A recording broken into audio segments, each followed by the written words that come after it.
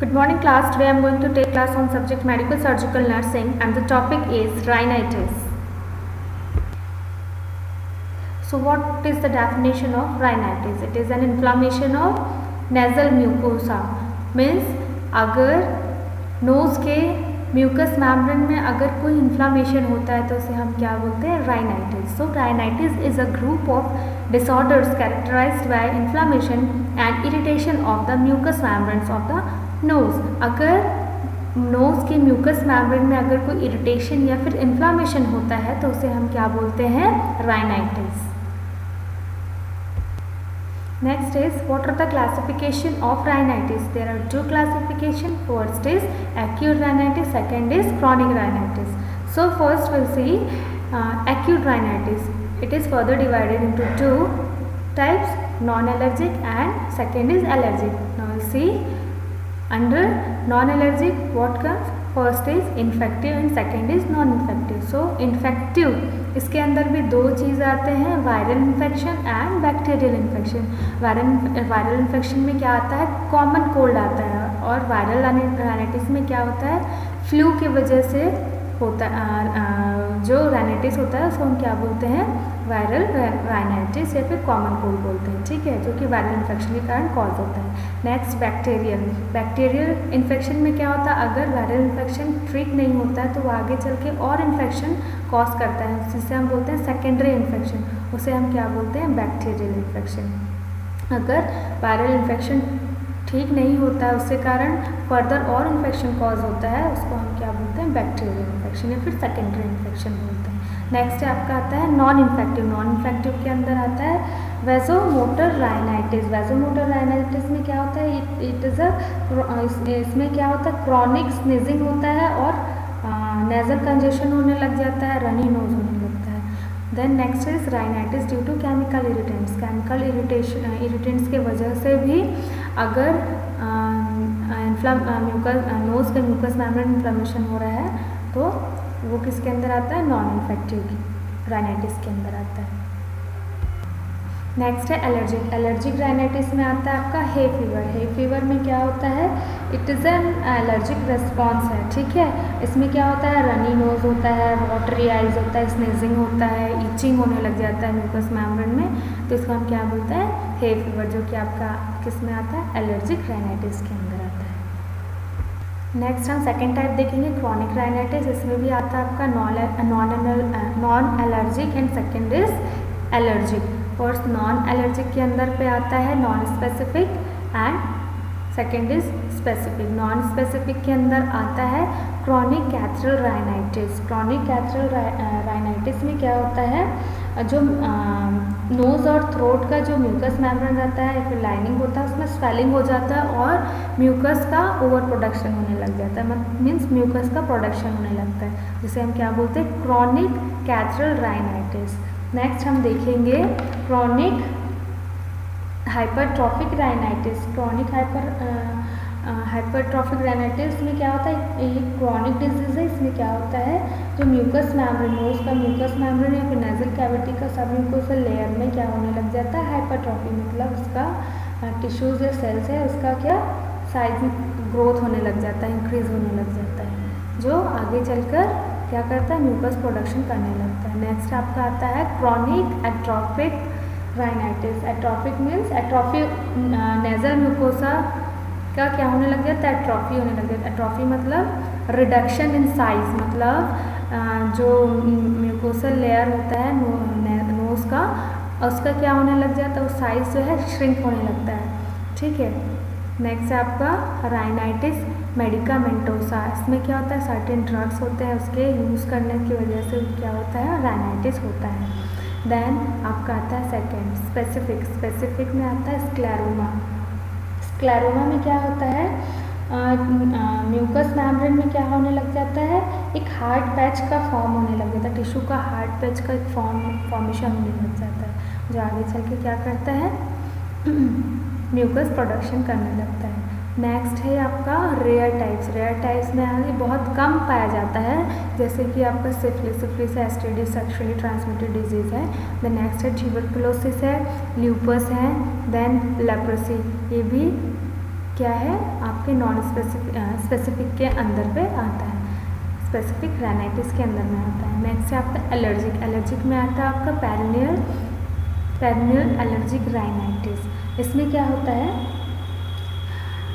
Nasal congestion होने लग जाता है और रनी नोज होने लगता है। ये क्या है, क्रॉनिक एलर्जिक कंडीशन है जिसमें नेजल कंजेशन होता है, रनी नोज होता है। इसमें क्या लगता है, आप ऐसा फील होगा जैसे कि आपको परमानेंट कोल्ड हो गया है, ठीक है। सो these are the type, there are two types of rhinitis. First is acute rhinitis and second is chronic rhinitis. Now what are the causative factors of rhinitis? First is rhinovirus. It is ये एक ऐसा virus है जो कि rhinitis cause करता है। Then droplet infection, it means airborne infection भी हो सकता है। अगर एक पर्सन को सर्दी खांसी तो वो दूसरे पर्सन को भी थ्रू एयरबॉर्न इन्फेक्शन फैला सकता है। Next is reaction of the body's immune system to an environmental trigger. The most common environmental triggers include dust, molds, pollens, grasses, trees and animals. Means environmental factors भी हैं जैसे कि dust है, molds है, pollens, grasses, trees, animals के वजह से भी rhinitis हो सकता है। Both seasonal allergies and year round allergies, इसके वजह से भी क्या हो सकता है, एलर्जिक राइनाइटिस हो सकता है। सीजनल मीन्स जैसे मौसम वेदर चेंज होता है तो उसके वजह से राइनाइटिस हो, सर्दी खांसी होता है, वो क्या किसके अंदर आता है, एलर्जिक राइनाइटिस के अंदर आता है। Then next year round allergies. Year round allergies में क्या होता है, इंडोर अगर कोई डस्ट है, हम घर पे क्या करते हैं, डस्टिंग झाड़ू पोछा लगाते हैं तो घर पे क्या डस्ट उड़ता है, उसकी वजह से भी क्या होता है, सर्दी खांसी होता है, सर्दी होने लगता है, रनी नोज होने लग जाता है, ईचिंग, म्यूकोसल मेम्ब्रेन ईचिंग होने लगता है। ऐसा लगता है कि परमानेंट कोल्ड हो गया। तो किसके अंदर आता है, वो ईयर राउंड एलर्जीज के अंदर आता है, जो कि आपको क्या करता है, एलर्जिक राइनाइटिस कॉज करता है।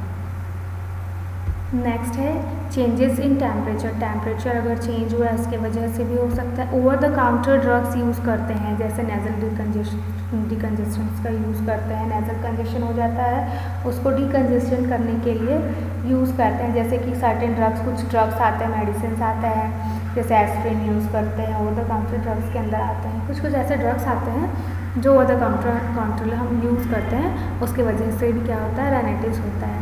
फॉरेन बॉडीज़ की वजह से भी होता है, सर्टेन फूड्स है, फूड एलर्जी भी होता है, उसकी वजह से क्या होता है, राइनाइटिस कॉज होता है, जैसे कि पीनट्स है, वॉलनट्स है, ब्राज़िल नट्स है, वीट, शेलफिश, सोया, देन काउज मिल्क है, एग्स है, इसकी वजह से भी, फूड एलर्जी की वजह से भी राइनाइटिस होता है। देन मेडिसिन जैसे पेनिसिलिन है, सल्फा मेडिकेशंस है, एस्पिरिन है, इसकी वजह से भी राइनाइटिस होता है। कॉमन कोल्ड की वजह से भी नॉन एलर्जिक राइनाइटिस होता है। ड्रग्स यूज़ करते हैं, जैसे मैंने बताया था, सर्टेन ड्रग्स है, उसकी वजह से भी, मेडिकामेंटोसा की वजह से भी राइनाइटिस कॉज होता है, जैसे एंटी हाइपरटेंसिव एजेंट यूज़ करते हैं। एस इनहिबिटर आता है, एंजियोटेंसिन कन्वर्टिंग एंजाइम इनहिबिटर जिसे बोलते हैं। एंटी हाइपरटेंसिव ड्रग्स है, बीटा ब्लॉकर्स है, जैसे स्टैटिन्स है, एंटी डिप्रेसेंट्स है, एस्पिरिन है, एंटी एंजाइटी मेडिकेशंस, ये सारे कुछ मेडिकेशंस है, इसके वजह से भी क्या होता है, राइनाइटिस होता है। नेक्स्ट है dust might faeces. Might means घुन के द्वारा जो डस्ट निकलता है, उससे भी क्या होता है, राइनाइटिस होता है। Dander, dog dander, cat dander, मतलब जो भटकते हुए कुत्ते बिल्ली होते हैं, उसके वजह से भी क्या होता है, राइनाइटिस होता है। नेक्स्ट कॉकरोचेज ड्रॉपिंग्स, मतलब कॉकरोच के द्वारा जो गंदगी निकलती है, इसके वजह से भी क्या होता है, राइनाइटिस होता है। So these are the causative factors which causes rhinitis. Now we'll see clinical features of rhinitis. यहाँ पे कुछ स्टेजेस दिया गया है, first, second and third. Stage of first जो स्टेज है उसे हम बोलते हैं स्टेज ऑफ इन्वेशन, जो कि फ्यू आवर्स के लिए होता है। सेकेंड जो है स्टेज ऑफ सिक्रेशन, जो कि फ्यू डेज के लिए होता है। थर्ड जो है स्टेज ऑफ रिजोल्यूशन, मीन्स जो डिजीज़ है रिजॉल्व होने लगता है विदिन 5 to 7 डेज में। तो स्टेज फर्स्ट में आता है इन्वेजन। इन्वेजन स्टेज में क्या होता है, कुछ घंटों के लिए होता है, जिसमें क्या होता है, sneezing, burning sensation. Nasal mucosa में क्या होता है, बर्निंग सेंसेशन होने लगता है। नेज़ल ऑब्स्ट्रक्शन हो सकता है, हेडेक हो सकता है, प्रोराइटिस ऑफ नोज, मतलब नाक में खुजली, ईचिंग होने लगता है। तो ये किसके अंदर आता है? Stage first means stage of इन्वेशन। Second आता है आपका स्टेज ऑफ सिक्रेशन। सिक्रेशन मतलब अब रनी नोज जैसा हो गया, मतलब नाक बहता है उस स्टेज में। वो क्या कितने दिन के लिए होता है? फ्यू डेज के लिए रहता है। जैसे इसमें क्या होता है? फीवर होता है, लो ग्रेड फीवर होता है, मलेज होने लगता है, आर्थ्रेल्जिया होने लगता है। नेक्स्ट है आपका नेजल ऑब्स्ट्रक्शन भी होता है, परफ्यूज वाटरी राइनोरिया, राइनोरिया भी हो सकता है, मतलब रनी नोज होता है, नाक बहने लगता है। नेक्स्ट है आपका थर्ड स्टेज। इसमें क्या होता है? रिजॉल्व होने लगता है, मतलब ठीक होने लगता है राइनाइटिस, जो कि 5 से 7 दिन लगता है। इसमें क्या होता है? Natural course of an uncomplicated disease. Next है आपका symptoms lasting beyond 7 days. 7 days से ज़्यादा टाइम लगता है, 7 दिन में क्या होने लगता है? सिम्टम्स ठीक होने लगता है। और worsen instead of improving suggest that secondary bacterial infection is being established.